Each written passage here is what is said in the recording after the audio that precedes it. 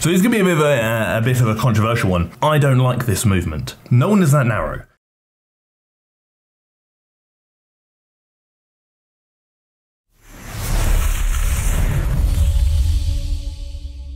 We're in business with Krissy Cela today because she's going to tell me 5 must-do exercises to snatch that waist. And there's one thing I need to do in my life. It's snatch my waist. I think it's key to note here that when Krissy's referring to like snatching the waist, she's not necessarily referring to directly shrinking the waist itself. She's more referring to building other areas to give the illusion of a smaller waist. So we're going to keep that in mind. The deal is, if throughout this entire video, you actually learned something from this video that you didn't quite know before, then I'd appreciate it if you did click the red button down below to subscribe to the channel. But again, only if you learn something. And if you don't learn anything, then push me down the stairs and tell me you don't love me. We're going to keep audio off because quite frankly, I want to talk about the movements themselves rather than what Krissy's going through, because a lot of it is about how to set up the movement, which is very much dependent on the machine you're using. So the key thing to note throughout this workout is essentially a back workout. She's talking about movements you can use to build the back to then, obviously, like I said, bring the illusion of the smaller waist. You can also consider building your shoulders to again enhance that V taper, being the wide back and wide shoulders, to then again narrow down into that smaller waist illusion, but also building your legs as well, which then goes from the V taper to the X frame to give those big legs to again enhance the illusion of a smaller waist. So wide shoulders, wide back, big legs makes the waist look smaller in comparison. First movement she selected is a wide grip lat pull down. Couldn't fault it. Honestly, if I had to choose one movement for the back, it would probably be a wide grip lat pull down or a wide grip pull up. They do very similar things, pretty much the same thing.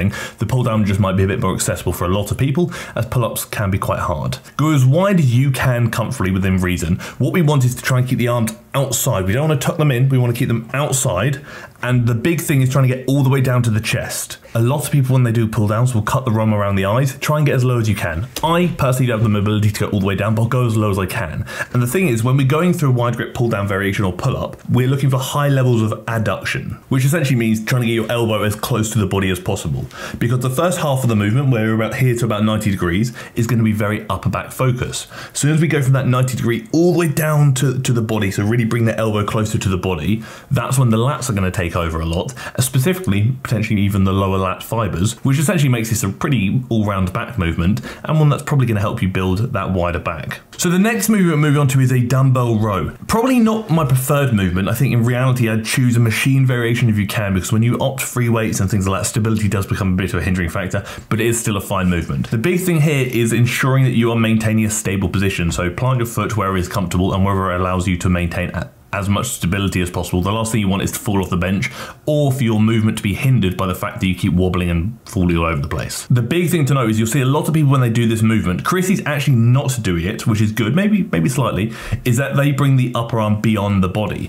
As soon as your upper arm goes beyond being in line with the body, your lats are no longer doing the business there. So your lats reach peak contraction when your upper arm is in line with the body. Anything beyond that, the lats aren't really doing that, more of the mid-back muscles are. And when you're looking at kind of like back width, especially, the first thing you think about will be the lats. So it makes more sense to try and keep as much emphasis on the lats as possible, because again, that's what you're kind of looking at targeting when essentially trying to create the illusion of a smaller waist. So when you are doing any lat dominant rowing variation, just think elbow to the hip, arm as close to the body as possible, and also arm not going beyond the body, because again, like I said, the lats are at their shortest, so peak contraction when you're in line with the body. Beyond that, the lats aren't doing that. So this is going to be a bit of a controversial one. I don't like this movement. Cable row variations, absolutely, I love them. The issue is the handle, the attachment. So this is a very narrow attachment, this narrow V grip. No one is that narrow. When you go through the desired range of motion with this handle, it is going to put your body in a slightly disadvantaged position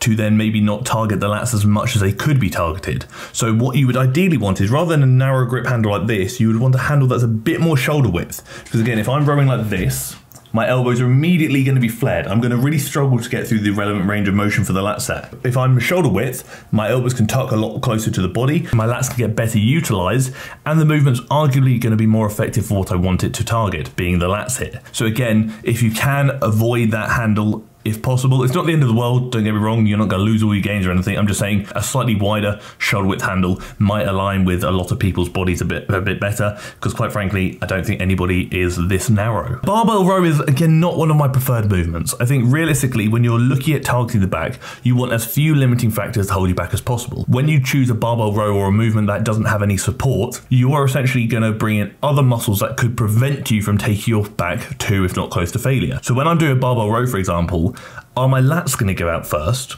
Or will my lower back give out first? The reality is, especially maintaining this position here, my lower back is probably going to give out first, thus actually taking emphasis away from what I want to achieve with this movement, potentially rendering the movement slightly less effective. If this was supported, chest supported, whatever it may be, then the lower back would be less of a factor, therefore the lats could get closer to failure without disruption, essentially. Because obviously we know to train a muscle effectively, especially when looking at the realm of hypertrophy, so building muscle, you must train it to, if not close to, failure. If your lats, for example, are 10 reps away from failure, but the movement has failed, or you have failed the movement because your lower back is given out, although sure you have failed, and in your head you're thinking, well, I've reached failure, that's an effective movement, it's key to see where failed. If your lower back failed and your lats were, like I said, 10 reps away from failure, you've actually not got much stimulus for the lats there. So although yes, the movement did fail or you reached failure, you didn't fail due to the target musculature that you're hoping to prioritize being the lats, you failed due to an external variable. So you've left a lot of lat gains on the table there, thus potentially, like I said, rendering this movement less effective. Not saying it's a bad movement whatsoever, I'm just saying that there are probably better options to choose.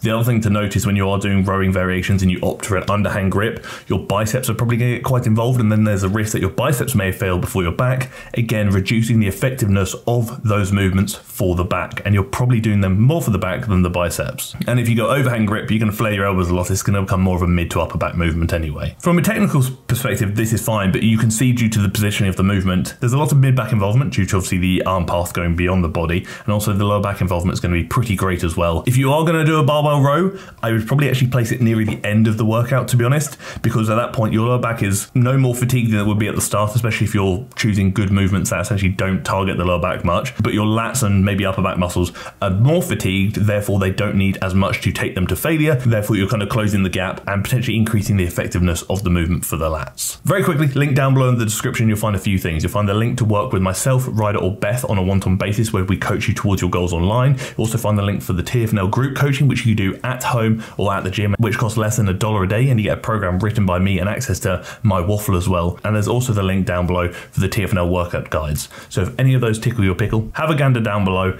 and see for yourself. So cable read out fly, love it, genuinely. Probably one of my favorite read out movements. What I would say is Krissy's cable is almost kind of below her slightly.